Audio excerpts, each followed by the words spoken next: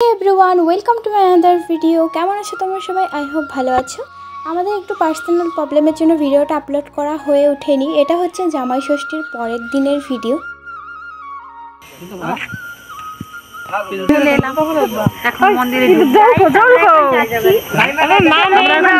মন্দিরে আমরা সবাই মিলে ঘুরতে গিয়েছিলাম বকরিবাড়ির স্নানঘাটে।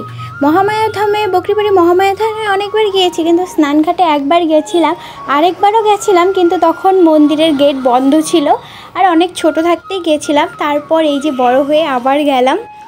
তো ভিডিওটা তোমরা স্কিপ না করে এন্ড পর্যন্ত দেখো। আই হোপ আমার ভিডিও তোমাদের ভালো লাগবে। তো কে কে তোমরা স্নানঘাটে গেছো আর কবার গেছো কমেন্টে অবশ্যই জানাবে। বকরিবাড়ি মহামায়াধামেও যেতে চেয়েছিলাম, কিন্তু সেদিন যাওয়া হয়নি, কারণ যা গরম পড়েছিল সেদিন।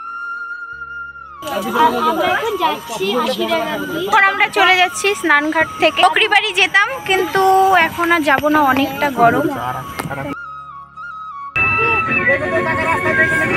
রাস্তায় তারপরে আমার বাবার সাথে আবার দেখা করে গেলাম, কারণ সেই দিনই বাবা ডিউটিতে চলে আসছিল। এই যে এখানেই আমার বাবা থাকে।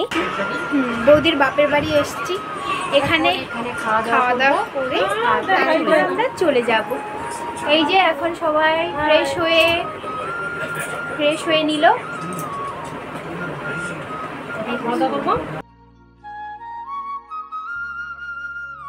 এখন চলে যাচ্ছি।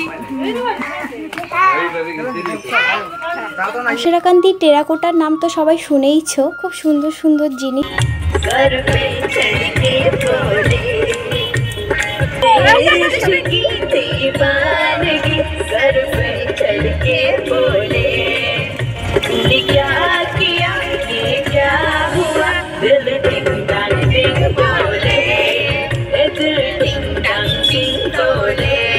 তারপর আমরা গৌরীপুর থেকে জামা কাপড় নিয়ে নিলাম, দিদি, জামাইবাবু, ভাগনা ভাগ্নির জন্যে, সবার জন্যে, আমার জন্যেও নিয়েছি। এরপর সেদিন কিন্তু আবার ছিল জামাইদের বাজার করে রেখেই গিয়েছিলাম। তারপর তো আমরাও চলে আসলাম, অমনি বৃষ্টি চলে আসলো। তারপর রান্না বান্না হলো, আমরা গেলাম, তারপরেই রান্না বান্না হলো, আর প্রচণ্ড ঝড় এসেছিল। তারপর খাওয়া দাওয়া হলো, সবার চেয়েছিলাম একটু ভালো করে ছবি তুলবো, কিন্তু এই ঝড়ের মধ্যে সবাই একসাথে খেতে বসে পড়েছিল। তারপর আর ছবি মানে সেই দিনও তোলা হলো না। তো ভিডিওটা এই পর্যন্ত, দেখাচ্ছে নেক্সট ভিডিওতে। Tata, bye bye.